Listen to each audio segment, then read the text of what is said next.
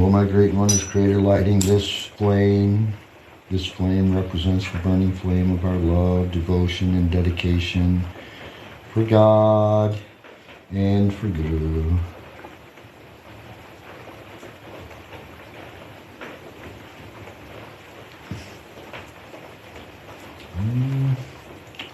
Let's see, we need a little more wick here.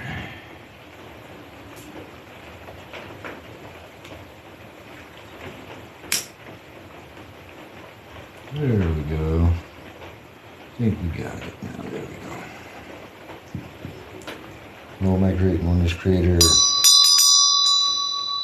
lighting this incense represents the wafting of the aroma of our love for God and for Guru to all of God's creation, for the good of all, in order to glorify our great and wondrous Creator.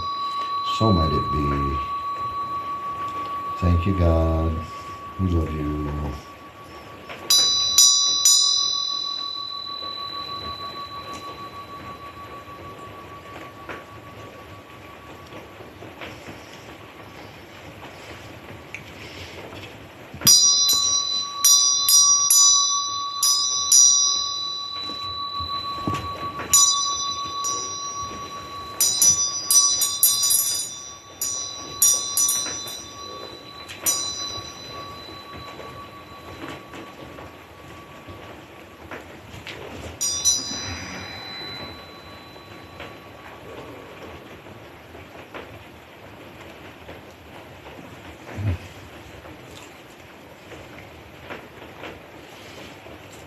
Namaste and Lakach.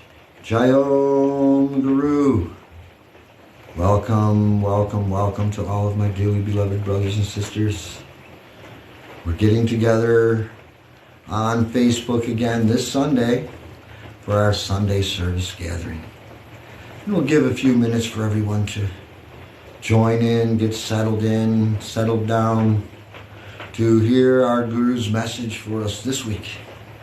And I am feeling very happy, very blessed to be back home here again at Eckerd Spiritual Center, here in our chapel room for our Sunday service this Sunday.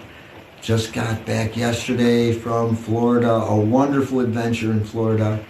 And, oh, it was so great. I met so many wonderful people, so many new, very meaningful friends, deep friends, right? And it was just so wonderful. So I really had a great time. Really happy to be back here and ready to get back to work. So I'm back in the saddle again here at our Eckerd Spiritual Center. And we're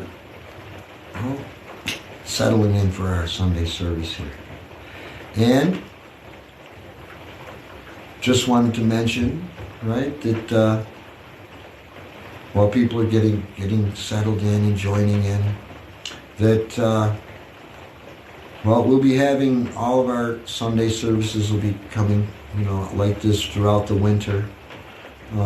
So just wanted to give everybody the heads up about how that was going to be working. So, and thanks again for joining in with us for this Sunday service reading, where we get a really good guidance from our Guru Paramahansa Yogananda. So,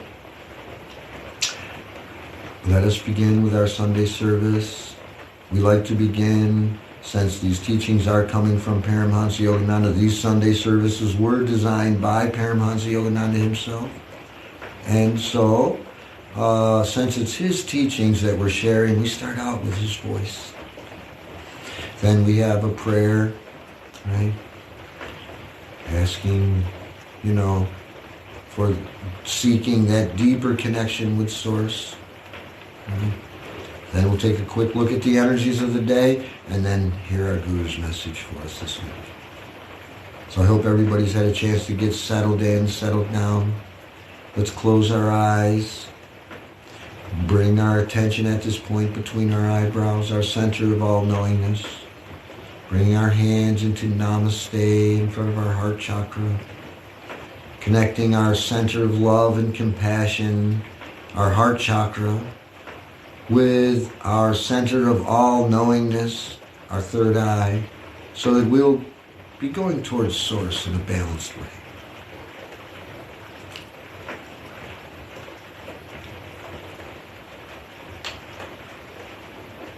Come, sing with me and feel you are singing to His listening presence right within you and around you, everywhere. Oh God, Beautiful, oh God, beautiful, that thy feet, I do bow. at thy feet, oh, I do bow.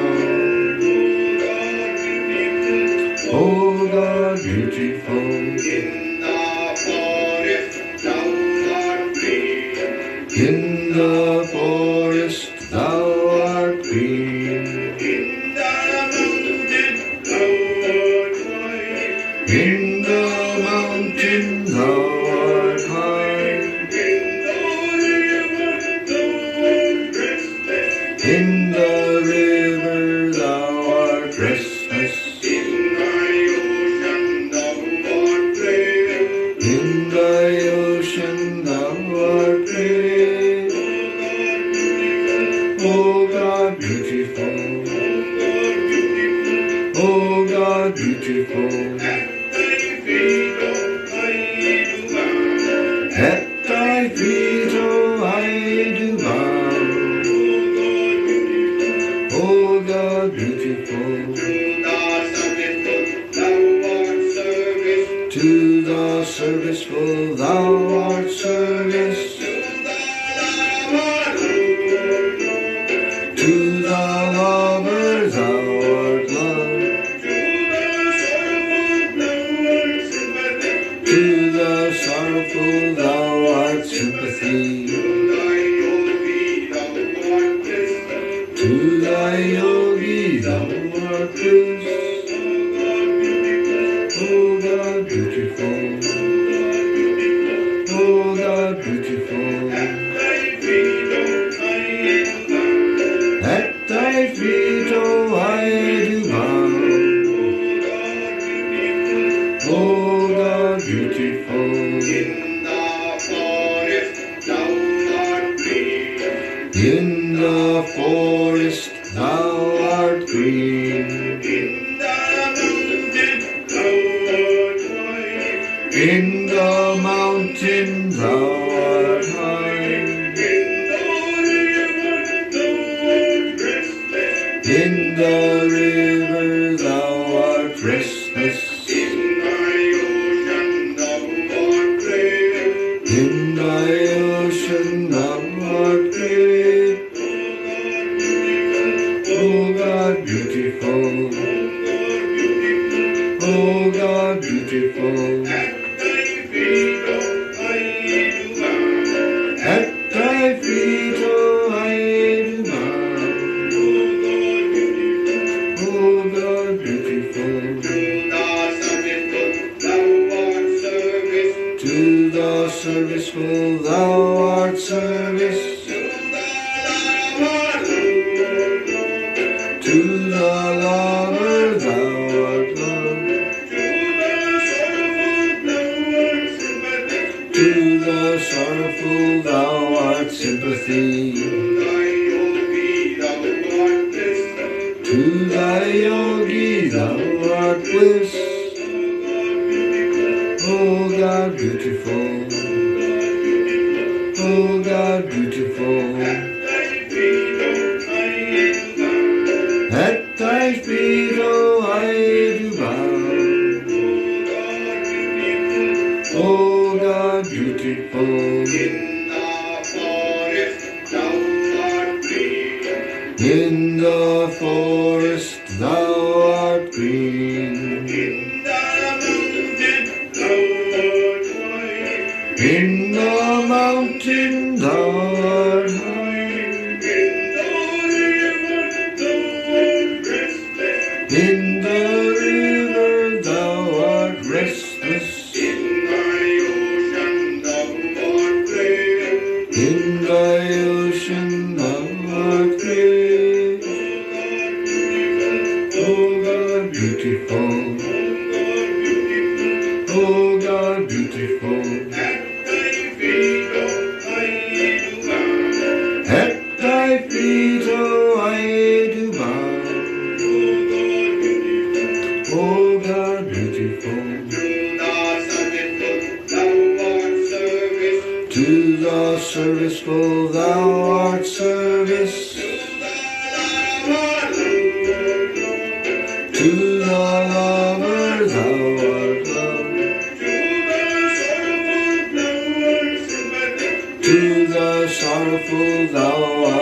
sympathy. To thy yogi thou art bliss. Oh God, beautiful. Oh God, beautiful. At thy feet, oh, I do bow. Oh God, beautiful. Oh God, beautiful. Oh God, beautiful.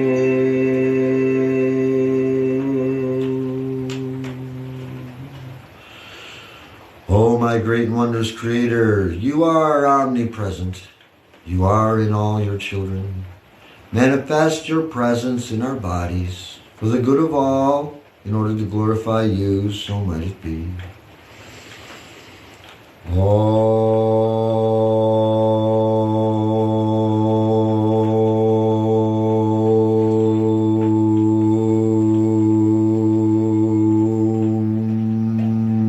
Oh my great and wondrous Creator, you are omnipresent. You are in all your children. Manifest your presence in our bodies and in our minds for the good of all, in order to glorify you, so might it be.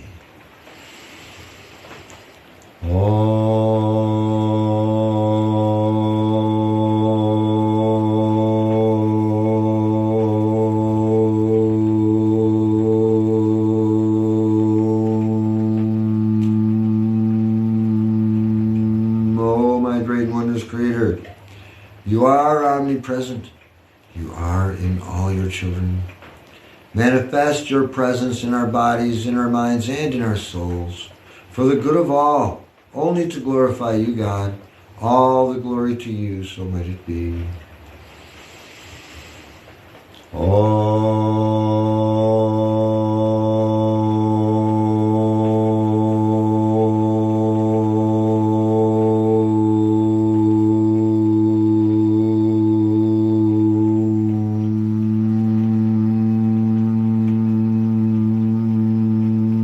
Thank you, God. Thank you for always listening to, hearing, and answering all of our prayers. Even when the answer is no, we still thank you. Thank you for not giving us the things that wouldn't be good for us. And thank you for answering our greatest prayer, to send Guru to guide us home to you. Thank you, God, for sending Guru. Thank you, Guru, for guiding us. Now, today, all tomorrows, and every instant, in sleep and in wakefulness, in life and in death, in this world and in the beyond. We will to remain yours always. So thank you for remaining with us as the constantly, consciously responding joy of our hearts. And may your love continue to shine forever on the sanctuary of our devotion, that we may be able to awaken your love in all the sleeping hearts and minds that you send to us. Thank you, God. Thank you, God. We love you.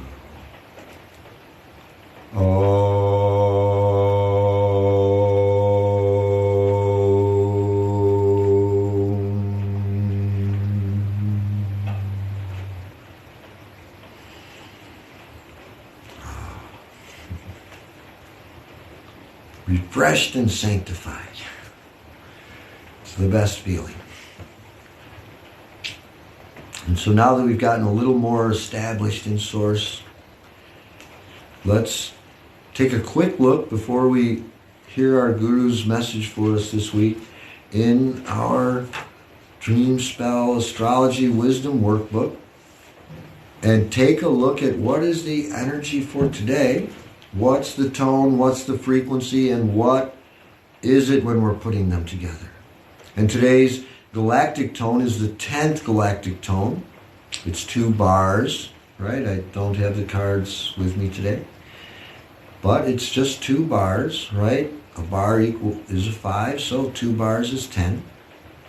And 10 in this Mayan astrology wisdom isn't just, 10 cows in a field or 10 cars in a parking lot, right? Or $10 to spend, right?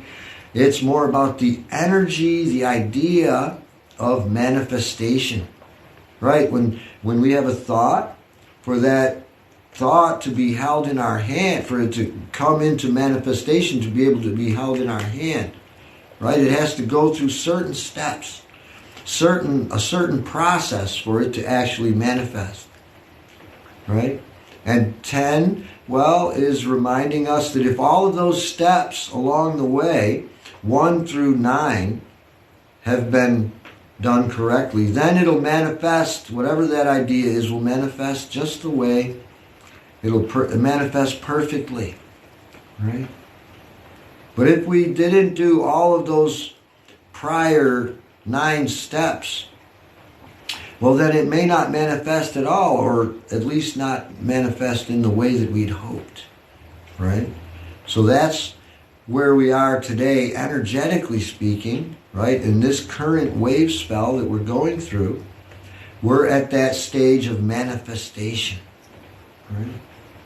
And that tone is coming together with the solar frequency that we call Kawak, Blue Night Kawak, right? Blue Storm Kawak. And Blue Storm, well, that energy is about this idea of, well, you know, when a storm blows through it, it blows all the debris away. Everything that's not secure and stable is gone in the storm, right? And isn't that thunder and lightning just so invigorating, right? And, you know, this energy is about awakening our inner thunder being, right? And being in full control of our lives. That's where we really want to be. So that is these two energies, the galactic tone of this 10th galactic tone of manifestation. We call it Hun Lahun, right? We call it the planetary tone of manifestation. Why is it the planetary tone? Well, because all of these thoughts in our head that are manifesting here on this planet, where we are, right here in this, right. So it's the planetary tone. Everything on this planet was a thought until it eventually became manifest through the correct steps of actually working with that energy that was just a thought to begin with, and is then finally manifest and held in our hands. So that planetary tone of manifestation is coming together with this blue storm Kawak. And when we bring them together like that, that tells us what our galactic signature for the day is. That means what are the energies specific for today that we're trying to play match game with and align with, so that we get into this cosmic rhythm, this cosmic cadence, and start having our life go the same way the perfect harmony of nature goes. The same way the perfect harmony of the moon and the sun and the stars and everything's going perfect out there, and we want to be that same way, flowing in perfect harmony. So, today's galactic signature is Kin 179, Blue Planetary Storm, Lahun Kawak. After mobilization of the solar tone of intention, that was yesterday's tone, comes today the perfection of the planetary tone of manifestation, right? If we followed those steps correctly, then it will manifest perfectly for us. No problem, right? So, Blue Planetary Storm, Lahun Kawak, guides and teaches us to focus on removing obstacles in order to achieve and maintain the perfection of manifestation. Now, perfection is something that we can and indeed even should strive wholeheartedly to achieve.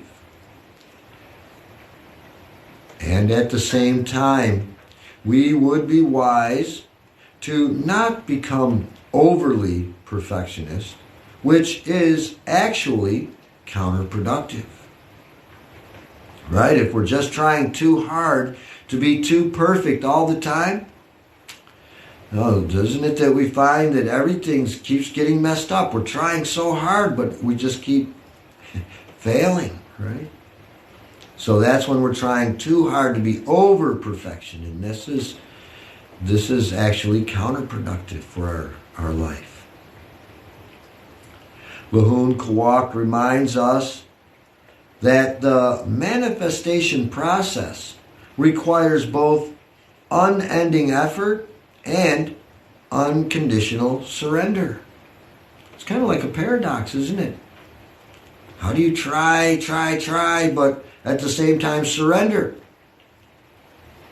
Oh, join in with us every morning and you'll find out about that. Not a class today. We're just sharing what the energy is for those who are following along with it every day. So, it is equally essential that we accept the inherent perfection of all that is manifest as it is, with unwavering faith in divine orchestration. Right? Do you think things are not going right in God's creation? Is our source making big mistakes all the time?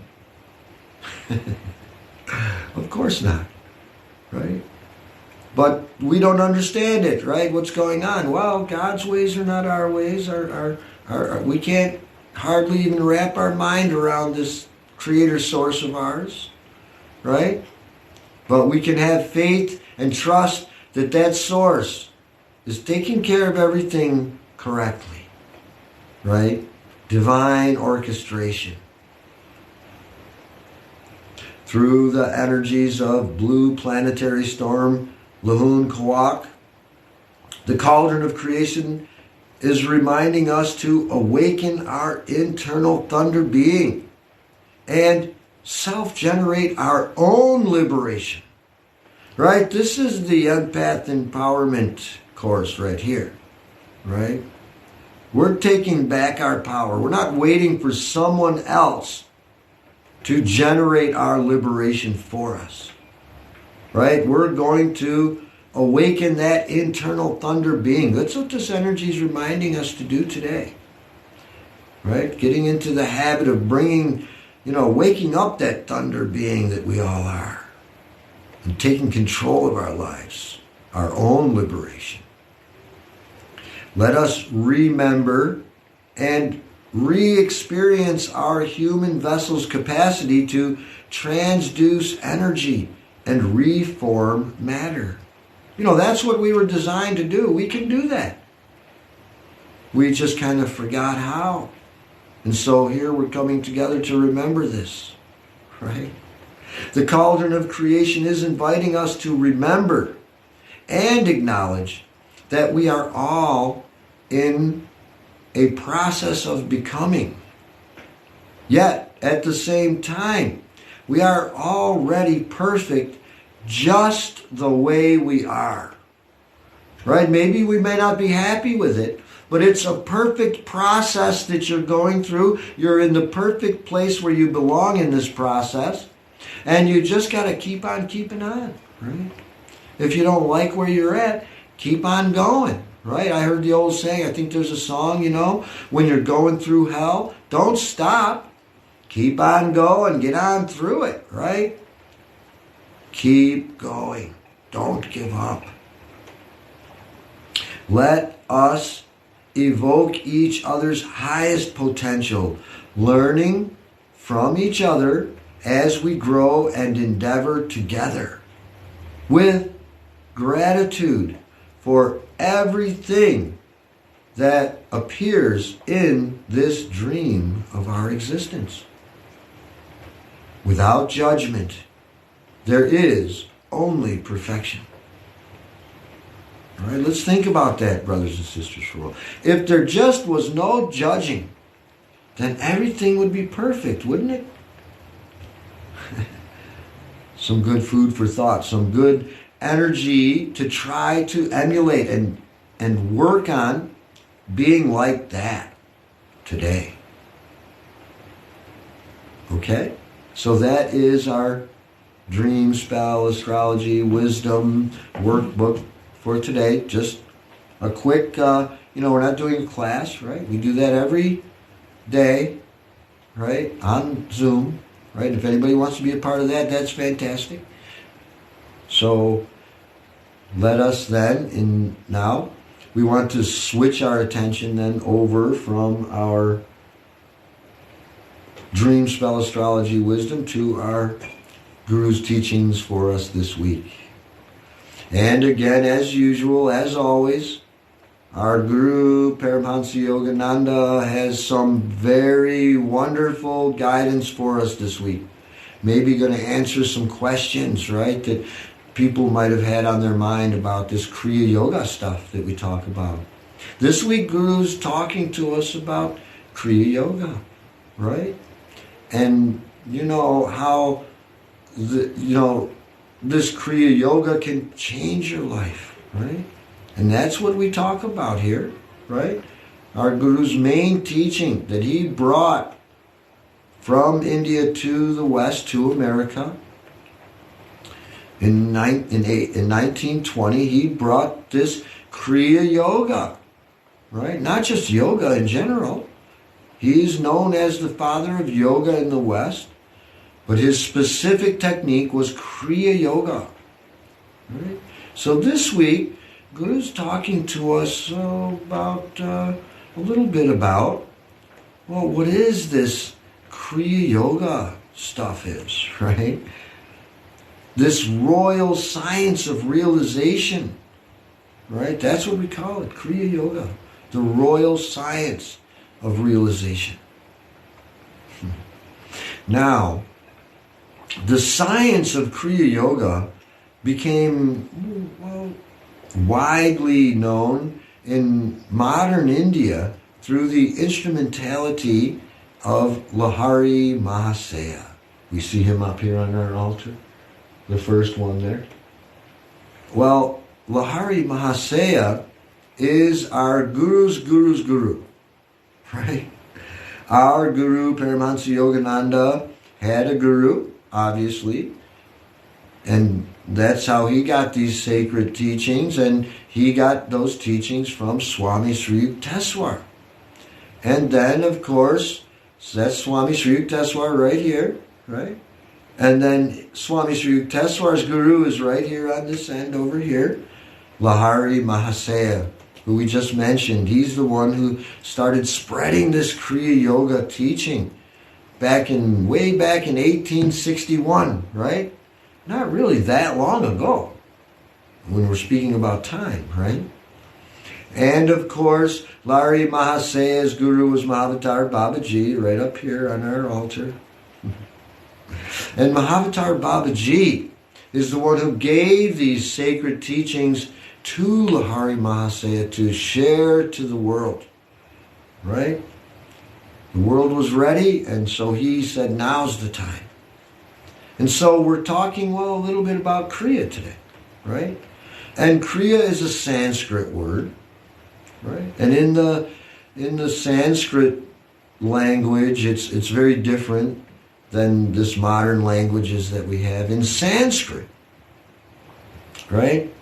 The root of Kriya is Kri, right? Which means to do, right? To act and to react, right? And that we can find that same root in the word karma, right? Karma, Kriya, karma, right?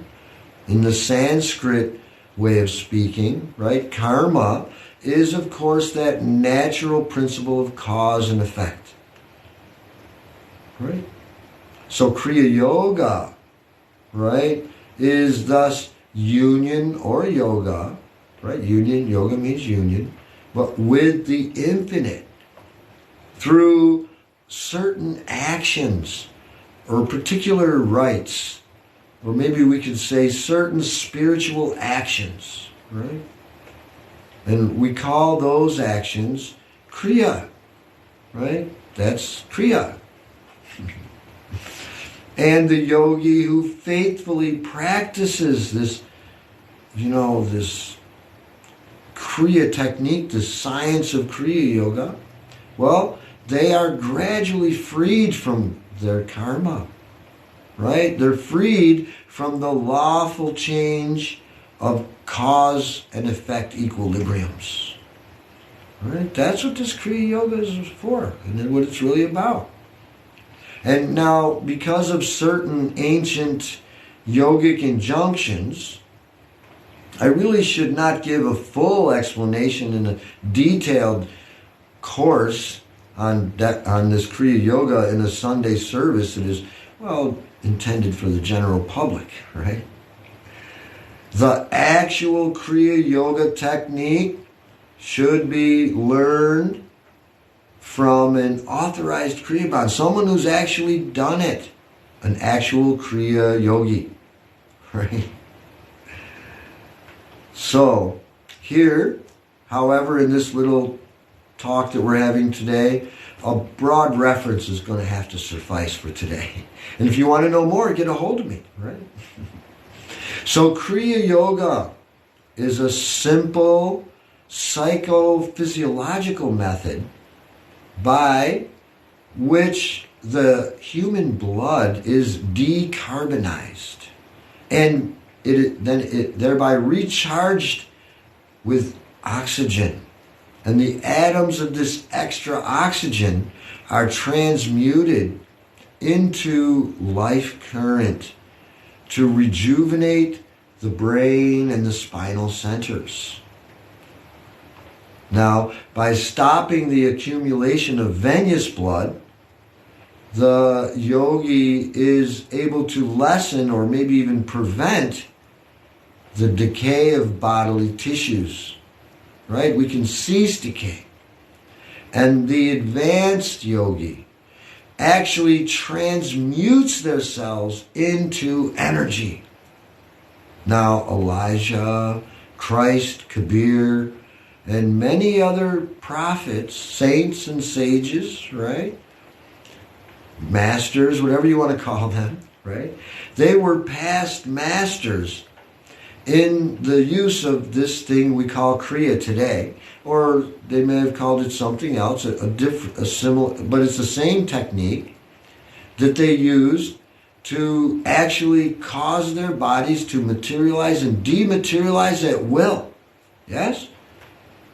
And Kriya is that ancient science that Lahari Mahasaya received from his great guru, Mahavatar Babaji, who, he kind of rediscovered and clarified this Kriya Yoga technique after it had been lost throughout the Dark Ages in the fall of our consciousness.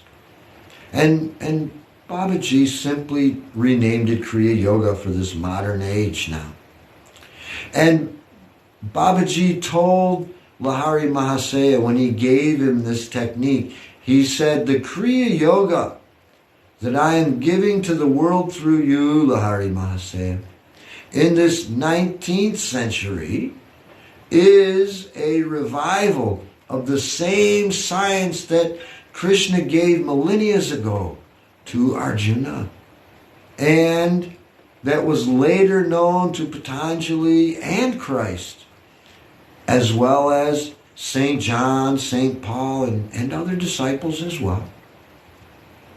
Right?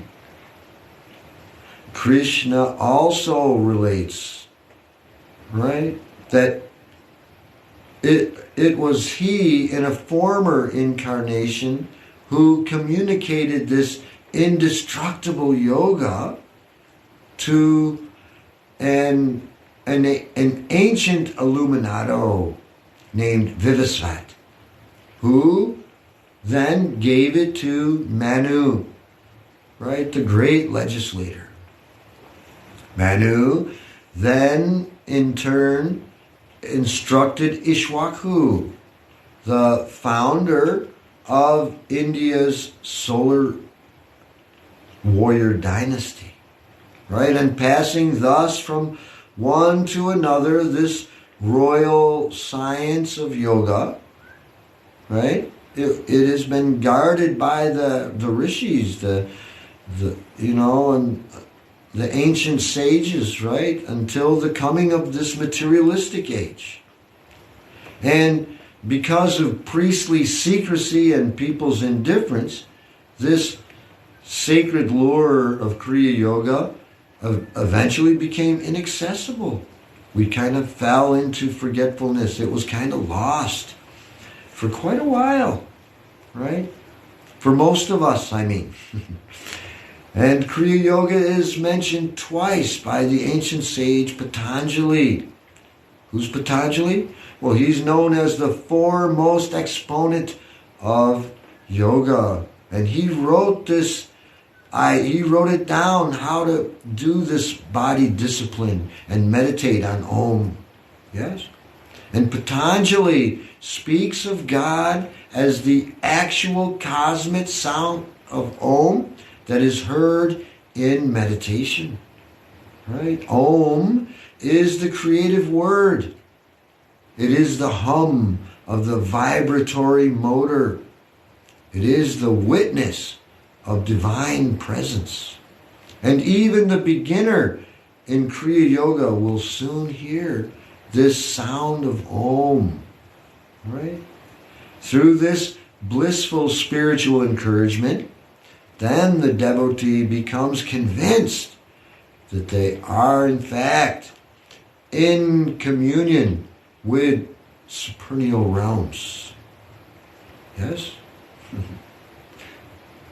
And Patanjali refers a second time to this Kriya technique or life force control, saying liberation can be attained by that pranayama, which is accomplished by disjoining the cause of inspiration and expiration.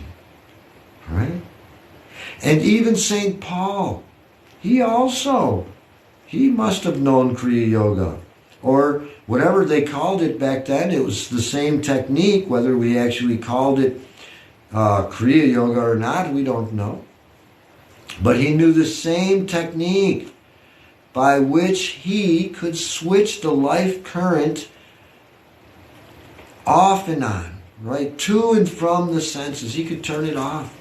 And then he could turn it on again. And so he was able to say that I protest by our rejoicing which I have in Christ, I die daily, he said. Yes? Right? How do you die daily? Right? It's in 1 Corinthians 15:31. Go read it in case you want to look it up. Don't just believe me. Now, by a method, right? A yogic method of centering inwardly all bodily life force, which normally is directed outwardly to the sensory world, thus lending it a seeming validity out there, right? St. Paul experienced daily the true yoga or union, right, with that rejoicing, or in other words, the bliss of the Christ consciousness. Right? The Christ consciousness. In that superlative state, he was conscious of being so-called dead, right? Dead to, or in other words, freed from sensory delusion. Right? Which, that's the world. What is the sensory delusion? That's Maya. That's the world of that's all going on around us, right? Maya. Now, in the initial state of God communion known as Sabakalpa Samadhi, the devotee's consciousness merges into the cosmic spirit. Their life force is withdrawn from the body. right? All this extremities. And so the body appears to be dead, right? It's motionless, it's rigid, right? It looks dead. But the yogi is fully aware of their bodily condition of suspended animation. They know what's going on, right? And as that yogi progresses to higher spiritual states, such as nirvikalpa samadhi, well, then they commune with Source without a bodily fixation. And they can do that in their ordinary awakened consciousness, even in the midst of exacting worldly duties. Right? That's nirvikalpa samadhi. And Swami Sri Yukteswar explained to his students, saying that KriyaYoga is a spiritual technique through which human evolution can be quickened. Huh? That sounds interesting, isn't it? The ancient rishis discovered that the secret of cosmic consciousness is intimately related with breath mastery, because there's life force in there. And the life force that is normally drawn in to maintain the heart action and lungs and everything is freed up, right, by this method of calming and stilling the ceaseless demands of the breath. Right? And the Kriya Yogi mentally directs their life energy to revolve upward and downward around the 6 spinal centers, right? The medulla, the cervical, the dorsal, lumbar, sacral, and coccygeal plexuses. Yes? Right? And they correspond to the 12 astral signs of the zodiac. Right? Which is that symbolic or symbolic cosmic, you could say galactic being. Okay? That cosmic galactic being, that source, right? 1/2 minute of revolution of energy around the sensitive spinal cord of a person, right? That affects subtle progress in their evolution. Did you know that? Right? That 1/2 minute of Kriya, it equals 1 year of spiritual unfoldment. Right? Our astral system, right? The human astral system, with its 6, or should we say 12 bipolarity, inner constellations, right? Revolving around the sun of the omniscient spiritual eye, is interrelated with the actual physical sun and the 12 zodiac signs. They're interrelated. So all of us, all people, are thus affected by an inner and an outer universe that is connected. And the ancient rishis discovered that people's inner our earthly environment can move forward, and our celestial cycles are working together to push us forward, to move us forward along our evolutionary path. And the scriptures declare that our souls, our people, they require 1,000,000 years of good living to do this process of evolving to perfection. Right? That's a long time. And so 1,000 Kriyas practiced in 8.5 hours gives the yogi in 1 day the equivalent of 1,000 years of natural evolutionary development. Right? 365,000 years of evolution in 1 year. What? And in 3 years, in just 3 years, a Kriya yogi can thus accomplish by intelligent self-effort the same result that nature will naturally bring to pass over a period of 1,000,000 years. So you see now why it's the lightning way, right? You see, this Kriya shortcut is very desirable, very, very wise way to go, right? However, this Kriya shortcut, of course, can only be taken by deeply developed, sincere yogis, right? Sincere seekers. And only with the guidance of a good guru like Paramahansa Yogananda can such yogis carefully prepare their bodies and brains to withstand the power generated by intensive spiritual practices, right? We're going to have to work our way up to it.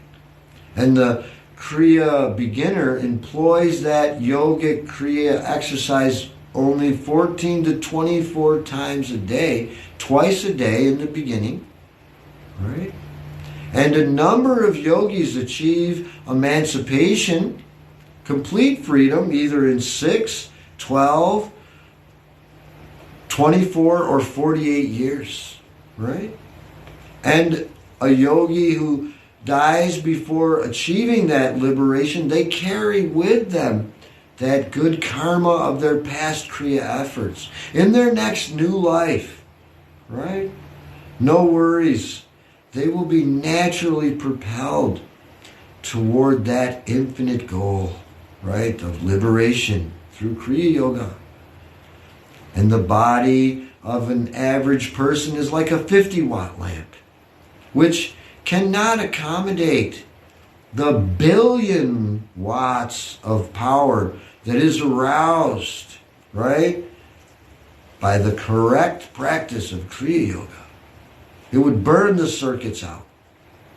But through gradual and regular increase of this simple, foolproof method, technique of Kriya Yoga, anyone's body can become astrally transformed, little by little, day by day, keeping on. Any one of us can do this. And we can all eventually become fit to express the infinite potential of cosmic energy, right? Which actually constitutes the first materially active expression of spirit. And referring to the sure and methodical efficiency of yoga, Krishna in the Bhagavad Gita, well, he praises the technological yogi by saying these following words: the yogi is greater than the body disciplining ecstatics, greater than the followers of the path of wisdom, which is Jnana Yoga, right? Or of the path of action, which is Kriya or Karma Yoga, right? He said, O disciple Arjuna, be thou a yogi. Right? That's what Krishna said to Arjuna in the Bhagavad Gita. Be a yogi. You see, brothers and sisters, Kriya Yoga is the real fire right, often extolled in the Gita and many scriptures, right? The yogis cast their human longings into, well, this monolithic bonfire, which is consecrated to the unparalleled source, our Creator, God, our great and wondrous Creator. And this is indeed the true yogic fire ceremony, in which all past and present desires are simply fuel, burned up and consumed by the love of the divine. The ultimate flame. The flame of the love of the divine, why it receives the sacrifice of all human madness.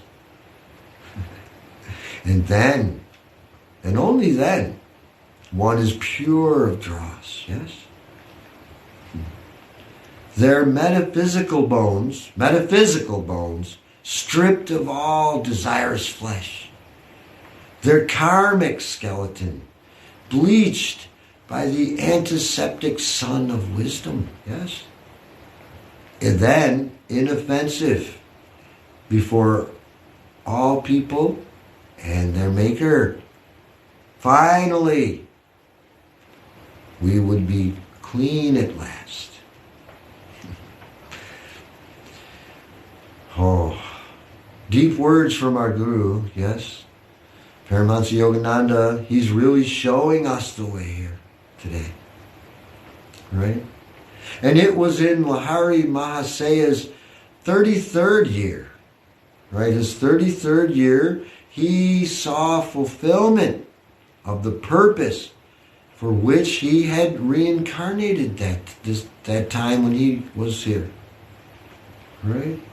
He met his great guru, Mahavatar Babaji, in, well, this Himalaya region of Raniket, right?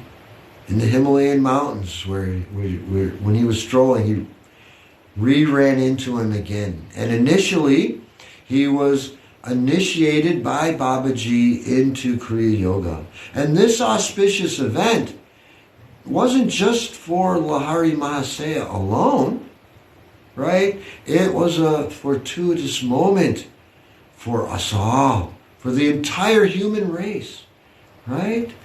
That lost or long vanished highest art of yoga was again being brought to light, yes? This is the most wonderful thing, right? And in our Guru's book, The Autobiography of a Yogi, Lahari Mahasaya, he tells us, well, there's a chapter in here about Lahari Mahasaya, and he tells us of this time when he met Babaji and when he was taking leave, right, getting ready to go, after being initiated into this Kriya Yoga, right? And in the Autobiography of a Yogi, we find that Lahari Mahasaya says that Babaji said to him, Babaji said, "My son, your role in this incarnation must be played before the gaze of the multitudes." Right?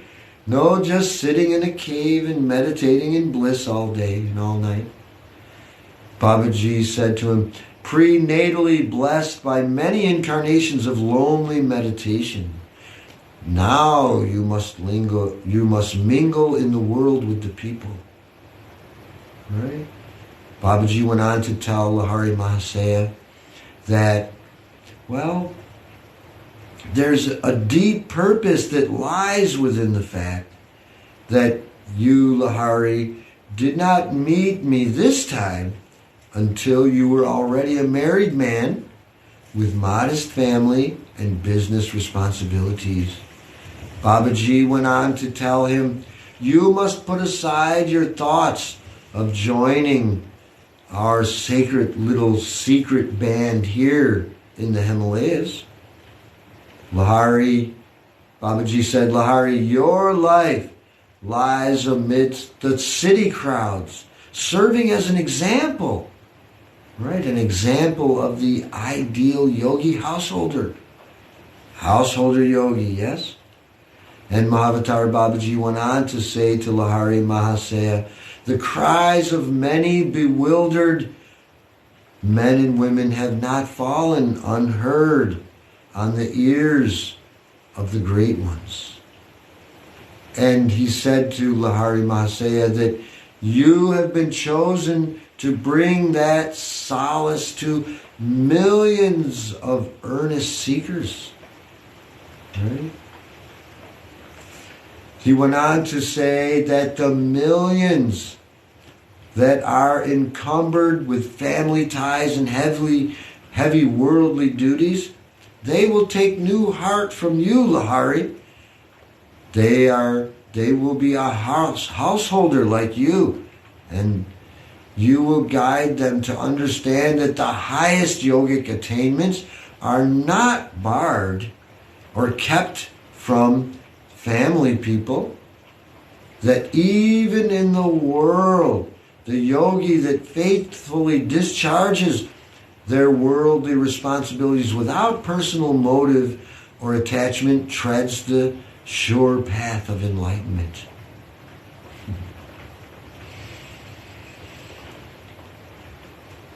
He went on to say that no necessity will compel you to leave the world, for inwardly you will have already severed its cosmic ties. Not of this world, Lahari, you must be in it. That's what Babaji told him. He said, many years still remain which you must conscientiously fulfill your business, family, and civic duties. Babaji said, a sweet new breath of hope will penetrate the arid hearts of worldly people. He said, Lahari, from your balanced life, they will understand that liberation is in fact dependent on inner rather than outer renunciation. Lahari said, how remote seemed my family, the office, the whole world of stuff, as I listened to my guru, Mahavatar Babaji. Right? That's what he said. He said when he was in the high Himalayan solitude, right? But he said, yet truth rang true in Babaji's words. And Lahari said, well, I submissively agreed to leave that blessed haven of peace in the Himalayan mountains. And Babaji instructed Lahari Mahasaya in the ancient rigid rules that govern the transition of the yogic art from guru to disciple. Right? And Babaji said to bestow this Kriya key only to qualified chelas. They alone that vow to sacrifice all in the quest of the divine are fit to unravel the final mysteries of life through the science of meditation. Right? That's what Babaji said to Lahari Mahasaya. But Lahari Mahasaya gazed beseechingly at Mahavatar Babaji, and he said, Master, angelic Guru, as you have already favored mankind by resurrecting this lost Kriya art, will you not increase that benefit by relaxing the strict requirements of discipleship? Right? That's what Lahari was asking Babaji. He said, I pray that you permit me to communicate this Kriya Yoga to all sincere seekers, even though at first they may not be able to vow themselves to complete inner renunciation. He went on to say that tortured men and women of the world, pursued by the threefold suffering, well, they need special encouragement, Babaji. And they may never attempt the road to freedom if Kriya initiation is withheld from them. And Babaji replied to Lahari Mahasaya, saying, be it so. He said, the divine wish has been expressed through you. Give Kriya to all who humbly ask for it. all who ask for your help, right? They have to ask, but then you can give that to them. And after a silence, Babaji added, be sure to repeat to each of your disciples this majestic promise from the Bhagavad Gita. Right? And this promise, brothers and sisters, is to everyone who is considering this Kriya Yoga. This is a divine promise from the great Mahavatar Babaji himself, his own words to you. And Mahavatar Babaji is telling us all that even a little practice of this religious rite or righteous action, right, this Kriya, right, will save you from great fear, the colossal suffering inherent in the repeated cycles of birth and death. Right? Those are Babaji's direct words, right? Majestic words from Mahavatar Babaji to give us great encouragement, right? Along this spiritual path that we're journeying together. And now, brothers and sisters, let us share in some beautiful, brief but beautiful and meaningful words from our Guru Paramahansa Yogananda's Whispers from Eternity. Right? We always like to share these whispers from eternity from our Guru. And this one that we're sharing this week is entitled Thine Approaching Feet. Thine approaching feet. And when we say thine, well, we're talking to God, right? And when in Whispers from Eternity, Guru often talks like that, saying thine and thee. And he's showing us how to talk with God, right? And when we say thine approaching feet, we're talking about God's approaching feet. The approach of our source, right? The sound of our source approaching is what it is, right? In deep meditation, I hear the blissful sound of thine approaching feet. Their soft tread banishes from my mind all memories of earth's noisy pleasures. My finiteness slumbers, cradled in the arms of my deep perception of thee, Lord. Beautiful words from our Guru, yes? And if you like this, you can always get his fabulous book, Whispers from Eternity. I highly recommend it. Guru said before he left, he said, get my Whispers of Eternity. He said, through it, I will speak to you eternally. A real promise from our Guru. And when you read it, you'll feel it. And so now, brothers and sisters, we're coming to the end of our time together in our Sunday spiritual service reading. And I just wanted to throw in a quick reminder to everyone. We get together in person and we like to talk about this wisdom of our Guru, right? And well, we're on Facebook, and so we can't really have that conversation. But if anybody has any questions, comments, or concerns, don't hesitate to send me a message, get a hold of me, contact me somehow, right? I would be humbly honored to help and clarify anything that we're talking about in these Sunday services, right? I'll talk about Kriya Yoga with any sincere seekers, right? Just like Babaji said to do. So, let us get back into our comfortable meditative posture so that we can come together and bring our energy all together to make it a very powerful energy. Bringing all our little lights together, we make a powerful light, as Amachi often reminds us, yes? And we're going to talk to God in the language of our heart, right from our soul. reminding God, reminding our source that no matter whatever anybody else does, we're going to stick with God forever and always. Yes. And, we want to sing and chant and pray to God from our heart, right? Singing our heart out to God.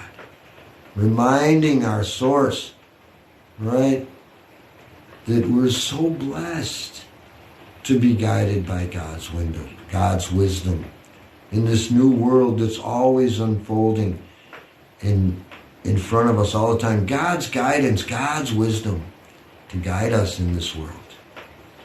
We want to be thankful for that. So let's shut down the senses, right? Let's close our eyes, right? And focus our attention in at the point between our eyebrows. Bring our hands into Namaste in front of our heart chakra, into Namaste, right? Prayer pose, right? Calmly, steadily focusing on this heart and this third eye, right? The center of compassion and the center of all-knowing. And in this connected way, going towards Source, talking and singing to Source from our hearts. Oh, my great and wondrous Creator, we are sending our voice to you this beautiful day, giving you thanks for our lives. We are the new people you've dreamed of so long ago. We've come stumbling here, seeking to find our way into the new. As we continue our exploration, we look to the past and honor our mothers and fathers, our grandfathers and grandmothers who went before us and who made all these things and who made our lives.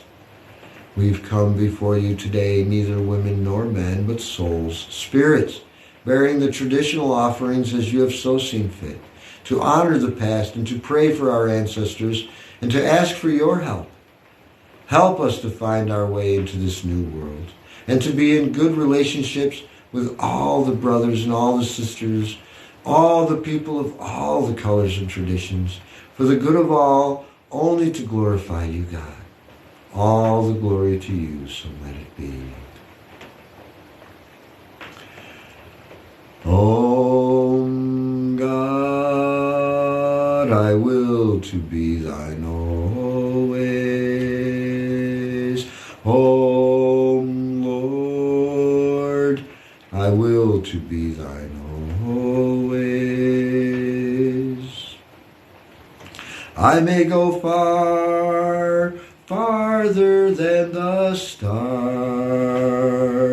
I may go far, farther than the stars, but I will to be thine always, O Lord. I will to be thine always. Devotees may come, devotees may go.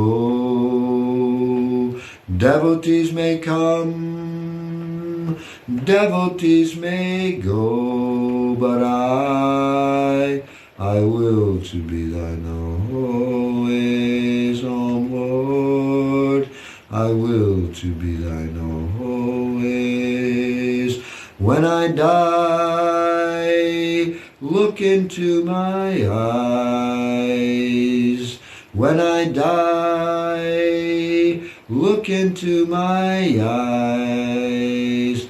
They will mutely say, I will to be thine always. O Lord, I will to be thine always. I may go far, farther than the stars. Devotees may come, devotees may go, but I will to be thine always, O Lord. I will to be thine always.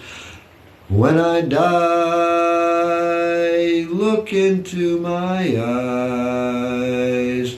When I die, look into my eyes. They will mutely say, I will to be thine always. Om Lord, I will to be thine always. Om God, I will to be thine always.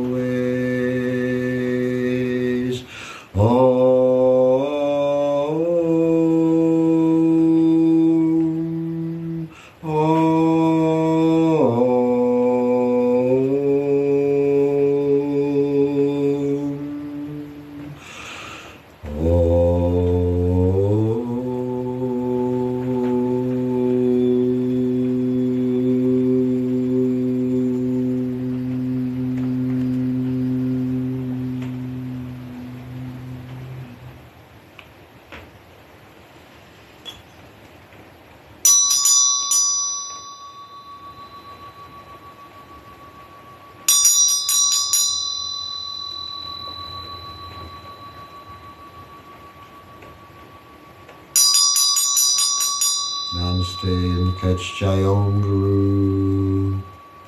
Thank you to all my dearly beloved brothers and sisters for joining in with us for our Sunday service reading. Hang on to that bliss, brothers and sisters. Keep that joy, keep that peace. Carry it with you as long as you can. Thank you all. Bye now. Looking forward to seeing you all next Sunday.